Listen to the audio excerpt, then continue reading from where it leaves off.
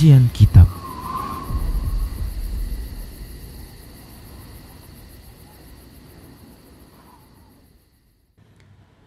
Bismillah, assalamualaikum warahmatullahi wabarakatuh.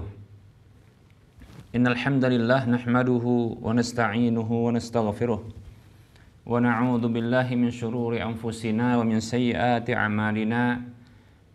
May yahdihillahu fala mudhillalah wa may yudlilhu fala hadiyalah. Wa asyhadu an la ilaha illallah wahdahu la syarikalah wa asyhadu anna Muhammadan abduhu wa rasuluhu sallallahu alaihi wasallam.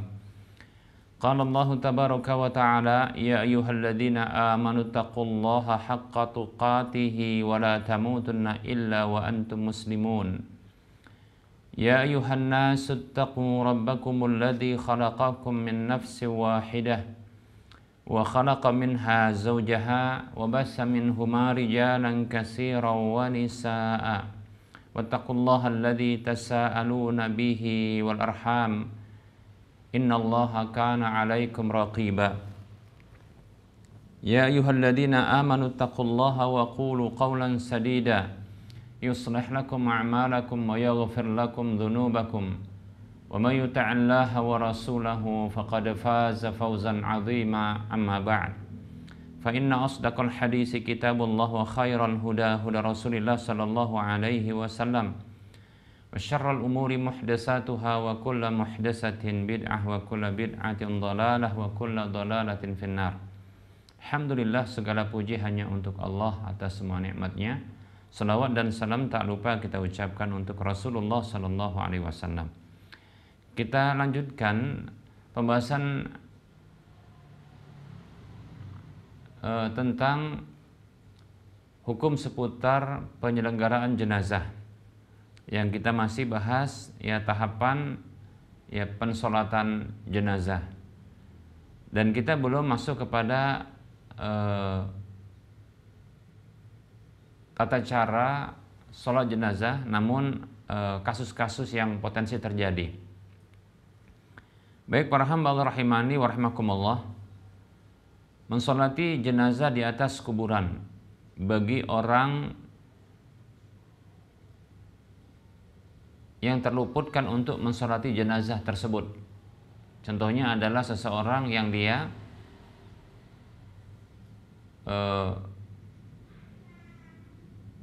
bergerak menuju tempat takziah teman, saudara, atau kerabat, ya, atau siapapun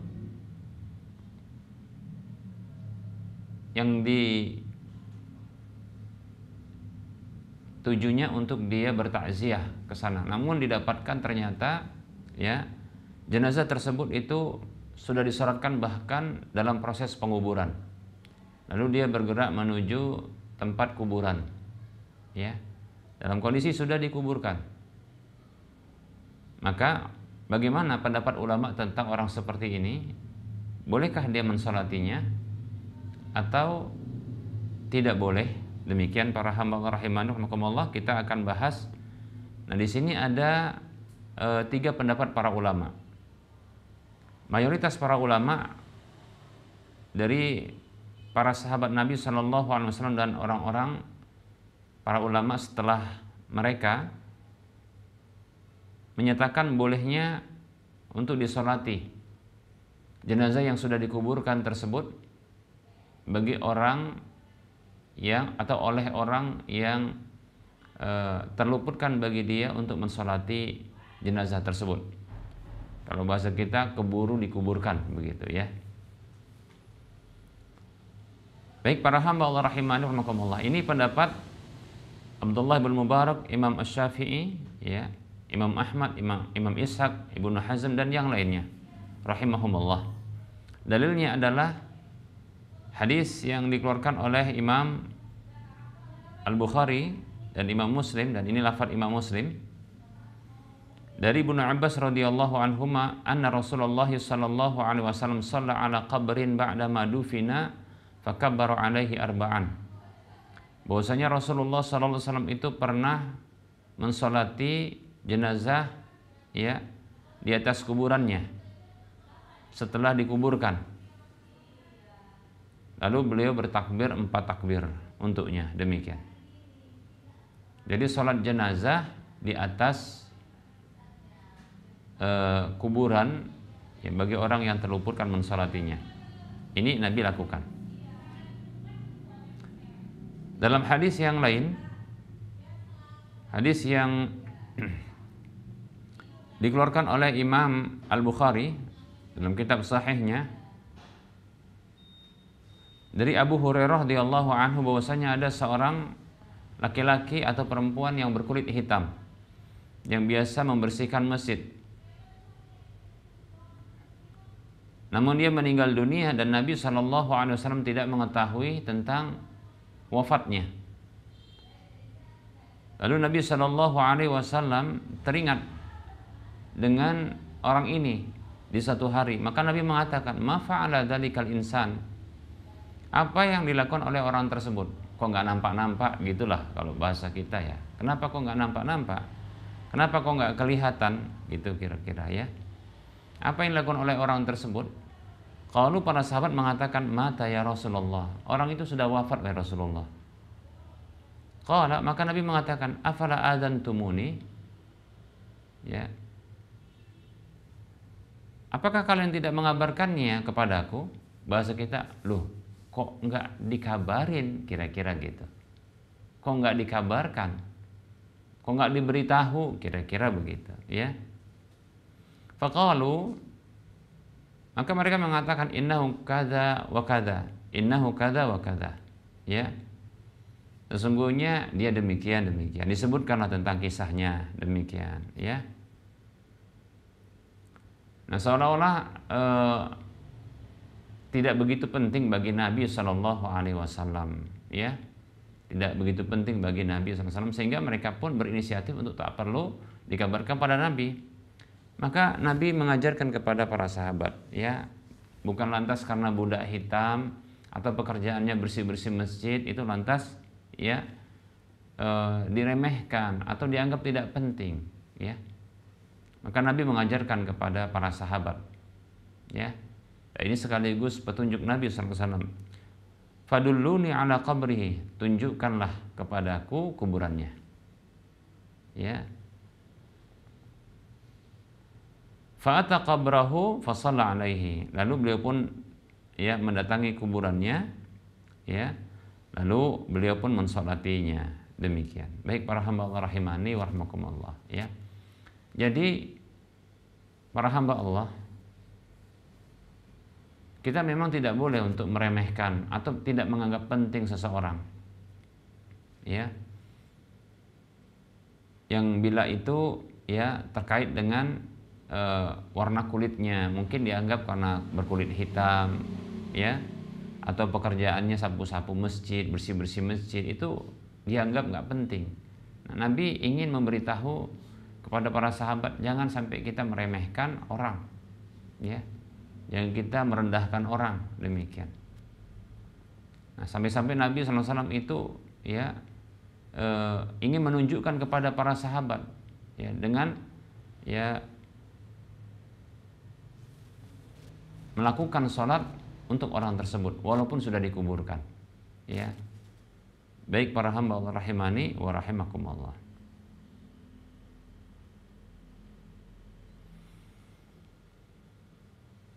Nah, para ulama yang berpendapat dengan pendapat seperti ini, bolehnya mensolati jenazah yang sudah dikuburkan bagi orang yang terluputkan, ikut serta mensolatkannya. Ini mereka terbagi menjadi beberapa pendapat terkait dengan batas waktunya. Ada yang berpendapat kebolehan itu hanya sampai 3 hari saja, ya. Setelah 3 hari tidak perlu disolatkan.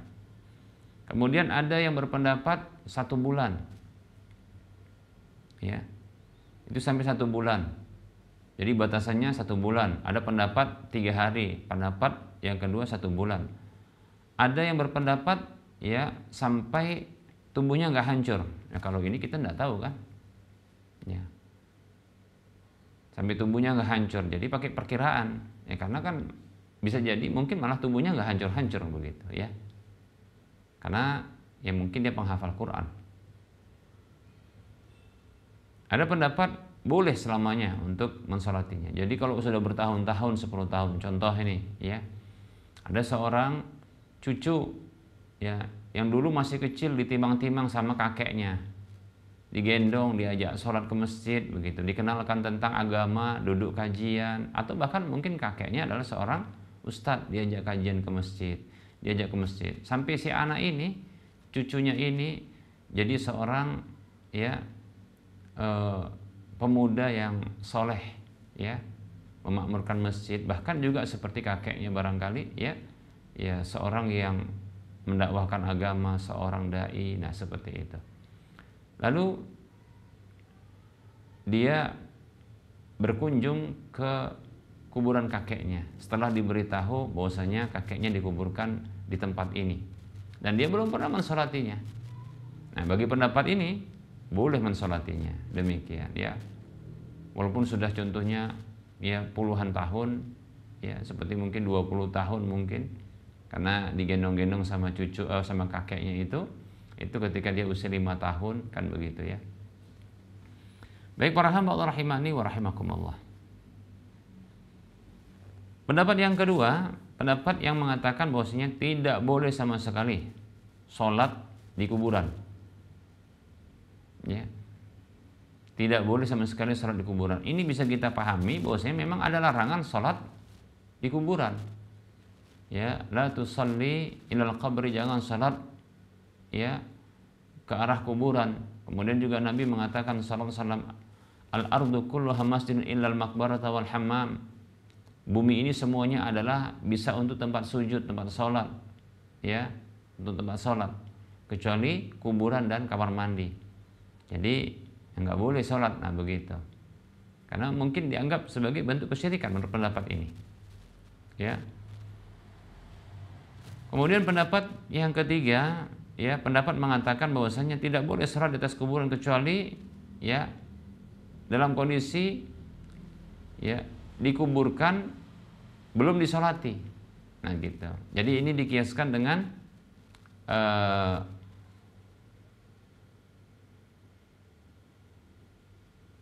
jasadnya atau kasusnya An-Najasyi, yaitu raja Ethiopia, Habasyah ya.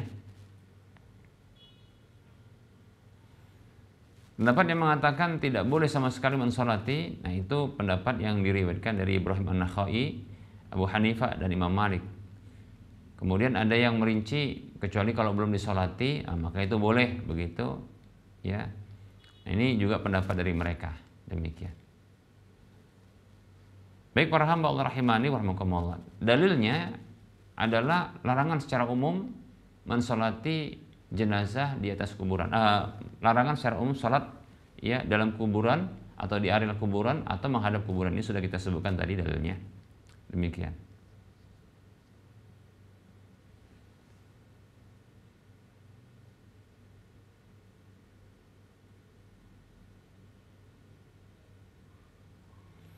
Kemudian alasan berikutnya ya adalah dengan hadis yang ada tambahan seperti ini dari Abu Hurairah radhiyallahu anhu,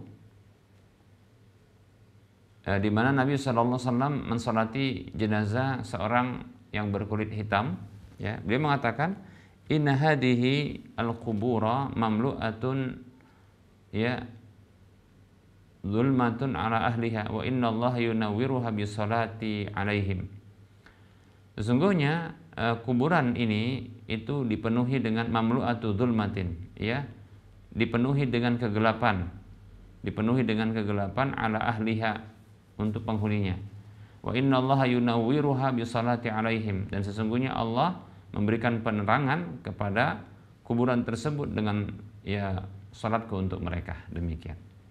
Baik para hamba Allah rahimani wa rahimakumullah. Mereka mengatakan kalau begitu ini kekhususan bagi Nabi sallallahu alaihi wasallam, demikian. Ya.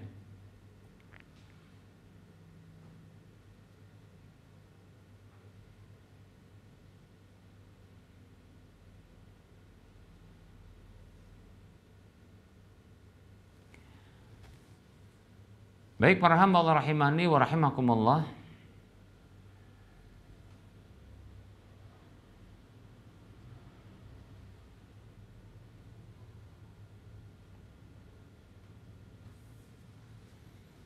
Pendapat yang kuat wallahu ta'ala alam adalah pendapat pertama, karena jelas ya pendapat ini di mana berdasarkan dalil Nabi SAW melakukan sholat ya jenazah tersebut ya yang sudah dikuburkan di atas kuburannya, dan Nabi SAW belum mensolatinya, demikian ya. Nabi SAW belum mensolatinya, demikian. Adapun larangan-larangan terkait dengan sholat di kuburan, nah itu bagi sholat-sholat yang memiliki ya ruku dan sujud. Memang secara umum ya larangan sholat itu berlaku ya secara umum sholat di kuburan atau menghadap kuburan, betul. Tapi dikecualikan sholat-sholat yang tidak ada ruku dan sujud. Ya sholat jenazah ini sholat yang tidak ada ruku dan sujudnya, demikian. Sehingga ini dibolehkan. Demikian. Adapun ya klaim bahwasanya ini kekhususan bagi Nabi Shallallahu Alaihi Wasallam, maka ya ini butuh dalil khusus, karena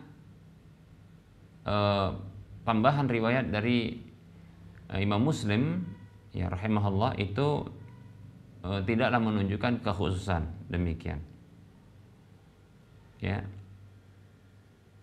itu bukanlah dia menunjukkan kekhususan, demikian. Baik para hamba Allah rahimani wa rahimakumullah, malah bisa jadi bahwasanya siapapun yang mensolati jenazah tersebut, nah itu bisa jadi menjadi penerang ya bagi mayit tersebut di dalam kuburnya, demikian. Wallahu ta'ala a'lam ya. Jadi hukum asalnya kita meniru Nabi SAW, mencontoh Nabi, dan Nabi tidak menyebutkan ini bentuk kekhususan ya. Adapun ya Nabi yang menyebutkan dalam hadis Muslim itu bahwasanya ya penghuni kubur ini itu mengalami kegelapan ya, lalu salatku ini akan meneranginya. Ini bisa jadi berlaku juga bagi ya umat Nabi SAW untuk mensalati orang yang dalam kondisi seperti itu ya. Wallahu ta'ala a'lam. Baik para hamba Allah rahimani wa rahimakumullah, yang jelas ya dibolehkan untuk melakukan sholat jenazah bagi jenazah yang sudah dikuburkan ya, untuk dilakukan sholat di atas kuburannya untuk orang-orang yang mereka terluputkan sholat, mengikuti sholat jenazah tersebut, demikian. Nah dari tiga pendapat ini bila kita perhatikan ya tidak ada pendapat ulama yang membolehkan untuk sholat ya yang ada ruku dan sujudnya itu di atas kuburan ya. Nah, makanya berhati-hati kita, karena memang ada larangan ya secara umum yang melakukan sholat di atas kuburan atau ke arah kuburan ya. Baik para hamba Allah rahimani wa rahimakumullah.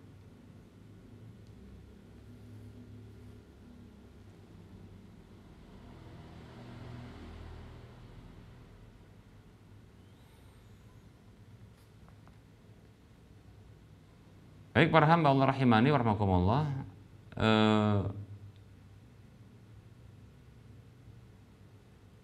kita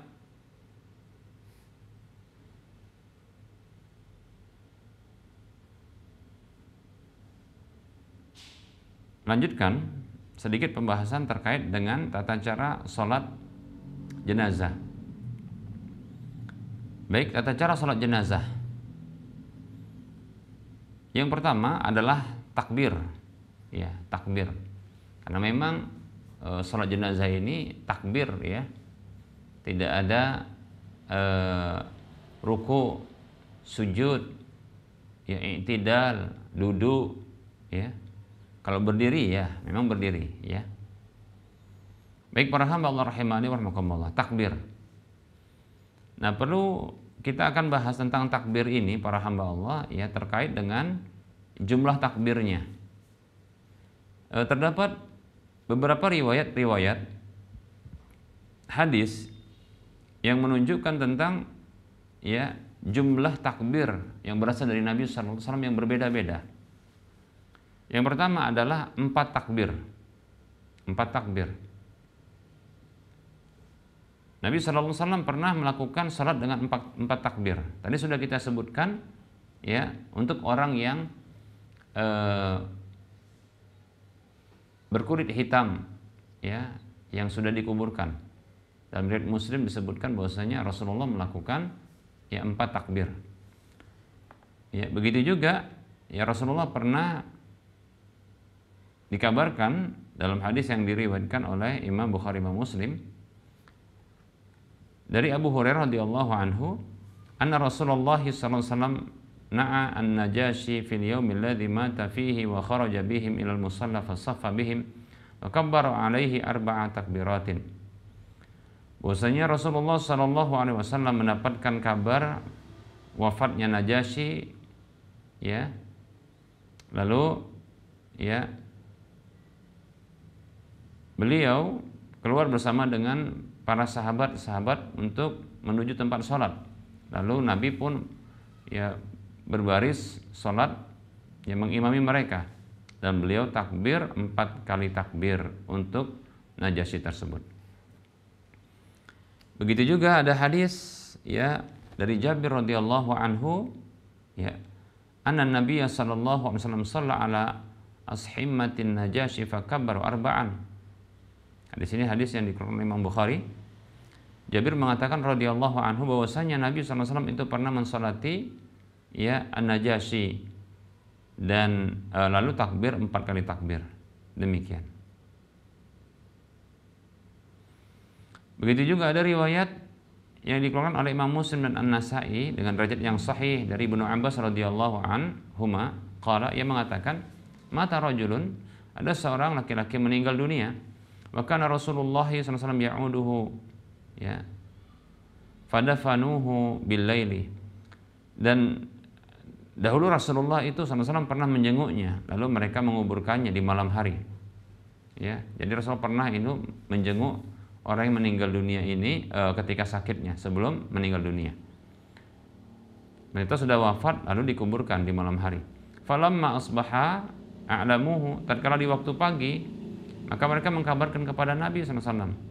Maka beliau mengatakan, ma mana'akum an ya tu'limuni, apa yang menghalangi kalian untuk mengabarkannya kepadaku? Qalu kana al-lailu, mereka mengatakan waktu itu malam ya Rasulullah, malam ya.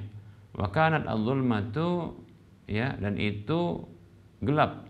Fakarina an nasyqa 'alaika, dan kami tidak suka memperberat Anda wahai Rasulullah.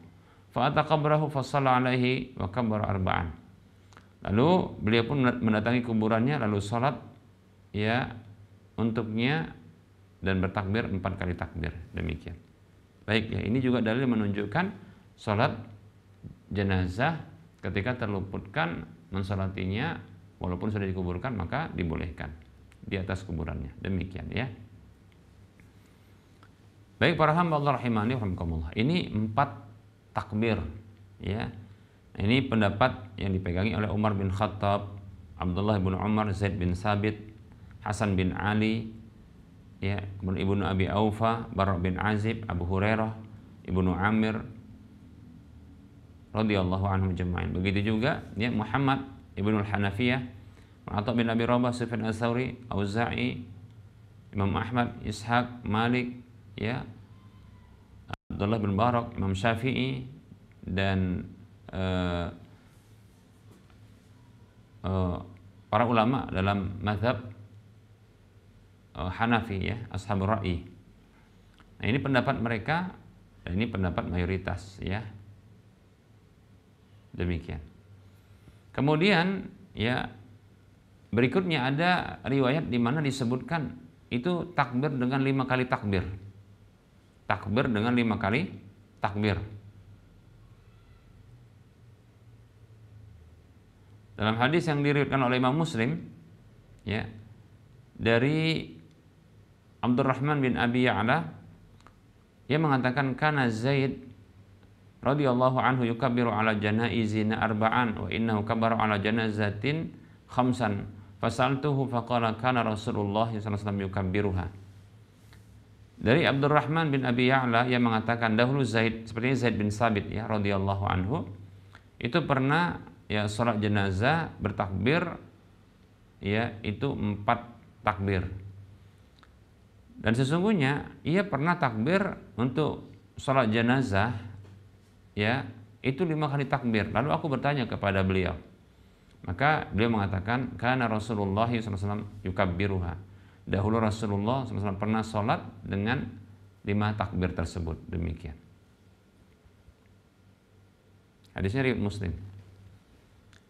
Kemudian ada riwayat yang dikeluarkan oleh Imam Ibnu Abi Syaibah dalam musannafnya dari Ali bahwasanya annahu kana yukabbiru radhiyallahu anhu, Ali radhiyallahu anhu, annahu kana yukabbiru ala ahli Badrin sittan wa ala ashabi Rasulillah sallallahu khamsan wa ala sairin nasi arba'an.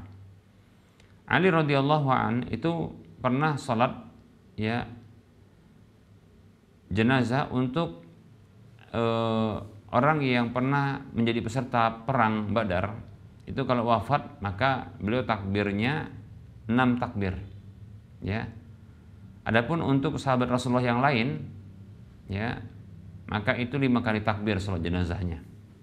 Dan untuk manusia yang lain maksudnya di tabi'in ya, karena di zaman Ali sudah ada ya tabi'in ya, maka beliau ya mensolati dengan 4 takbir demikian. Jadi ada beliau memberikan pengkhususan.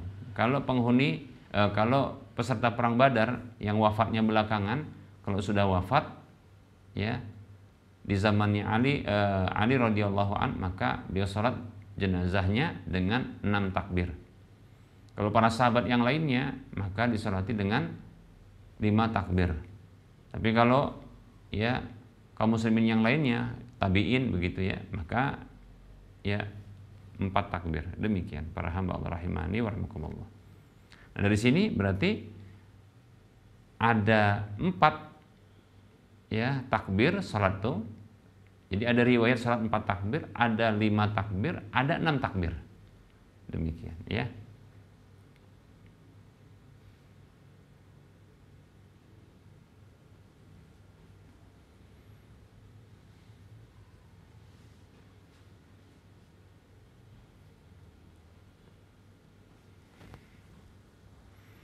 Imam Tirmidzi mengatakan, memberikan komentar tentang salat jenazah dengan 5 takbir.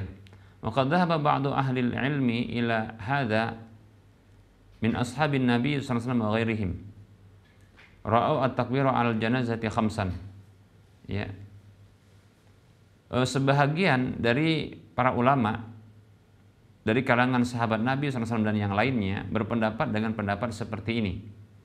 Mereka memandang takbir untuk salat jenazah itu 5 takbir demikian ya para hamba Allah rahimani wa rahimakumullah. Kemudian ada 7 takbir. Ada 7 takbir. 7 takbir. Jadi 4 takbir ada, 5 takbir ada, 6 takbir ada. Ya. Kalau 4 takbir Rasulullah yang buat. Kalau 5 takbir itu Ali radhiyallahu anhu. 6 takbir juga Ali radhiyallahu anhu. Dan sebagian sahabat yang lain demikian ya. Untuk yang 5 takbir ya. Kalau 6 takbir ini cuma sahabat Ali, riwayat yang sampai kepada kita ini ya, dalam riwayat yang sudah kita sebutkan.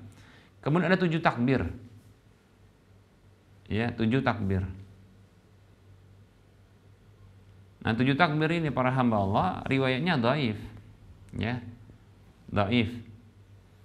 Hanya saja kita sebutkan di sini ya, ada yang berpendapat tentang 7 takbir ini tapi dasarnya dhaif. Itu hadis yang dikeluarkan oleh Imam At-Tahawi dalam Syarhu Ma'anil Asar dengan derajat yang dhaif, lemah, tidak bisa disandarkan kepada Rasulullah SAW. Ya.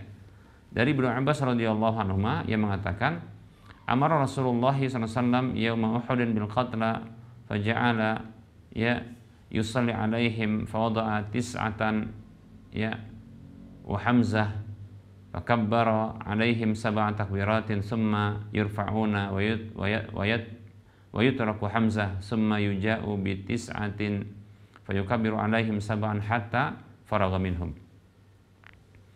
Dari Ibnu Abbas radhiyallahu anhuma, ia mengatakan Rasulullah pernah memerintahkan ketika di hari peperangan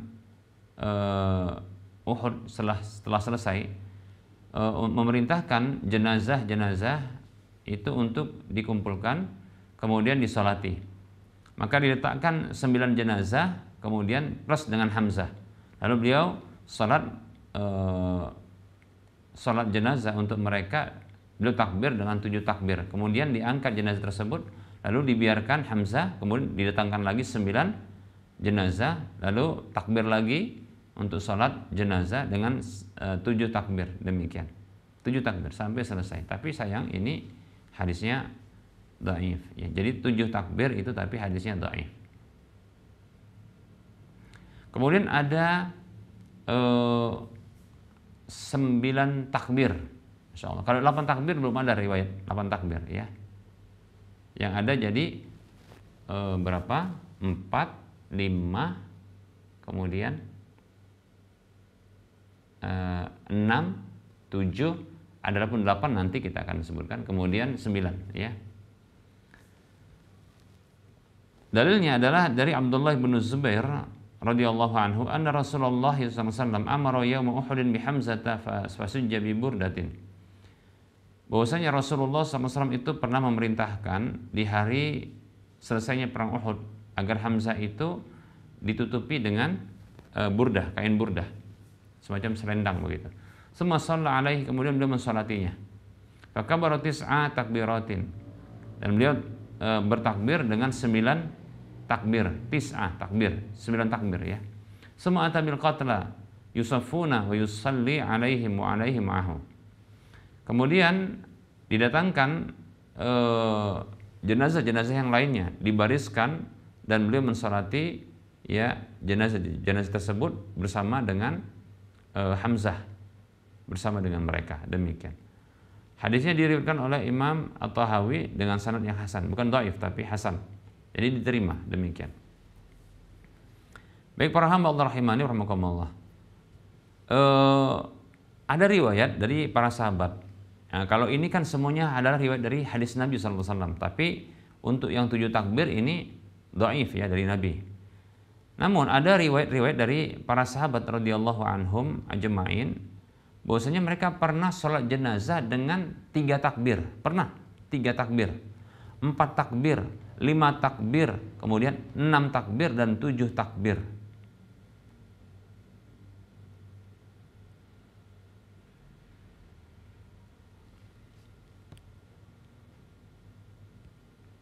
Baik para hamba Allah rahimani wa rahimakumullah. Nah, adapun untuk 8 takbir tak ada satupun riwayat yang mengabarkan tentang 8 takbir. Jadi kita ulangi, 4 takbir, riwayat yang ada 4 takbir, kemudian 4 takbir, kemudian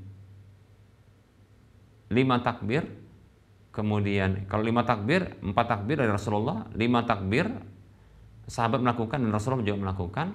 Kemudian 6 takbir, kalau ini 6 takbir adalah perbuatan dari Ali radhiyallahu an. Kemudian 7 takbir ini dhaif dari Rasulullah SAW, tapi dari sahabat ada. Kemudian yang 9 takbir ya dari Rasulullah SAW untuk jenazah ya para peserta perang Uhud. Ya. Adapun 8 takbir tidak ada satupun hadis dalilnya, demikian. 3 takbir ada dari sahabat. Jadi yang murni dari sahabat adalah 3 takbir dengan 6 takbir dari sahabat. Ya. Nah, seperti itu. Wallahu ta'ala a'lam. Baik, ini saja barangkali materi yang bisa kita sampaikan. Ya, kita buka sesi soal jawab. Mungkin ada pertanyaan yang bisa naikkan.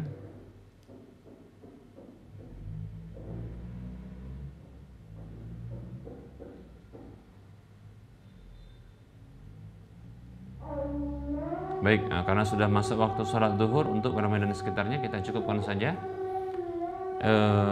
Tentunya dalam penyampaian ini banyak kesalahan dan kekurangan. Kepada Allah saya mohon ampun, dan kepada para pendengar dan pemirsa sekalian saya mohon maaf. Sebelum kita mengakhiri perjumpaan, seperti biasa kita berikan motivasi untuk berdonasi menyempurnakan pembangunan Masjid Al-Muwahhidin yang saat ini sedang dalam proses pembangunan dan juga sudah dimanfaatkan untuk salat 5 waktu, demikian pula untuk kajian-kajian. Baik, bagi siapapun yang ingin mendapatkan pahala, minimalnya pahala 700 kali lipatnya, dan pahala itu terus mengalir karena sudah dimanfaatkan. Dan siapa yang pengen dapat sebuah rumah di surga, ayo mari kita berdonasi membangun masjid ya Al-Muwahhidin. Silakan transfer ke nomor rekening Bank Syariah Indonesia di nomor 5544332278 atas nama Yayasan Cahaya Tauhid Medan. Semoga Anda termotivasi dan semoga bermanfaat. Mohon maaf atas segala kekurangan. Kita ketemu lagi di lain kesempatan. Wassalamualaikum warahmatullahi wabarakatuh wa ala alihi wa ashabihi ajma'in. Subhanakallahumma wa bihamdika asyhadu an la ilaha illa anta astaghfiruka wa atubu ilaika. Walhamdulillahirabbil alamin. Wassalamualaikum warahmatullahi wabarakatuh.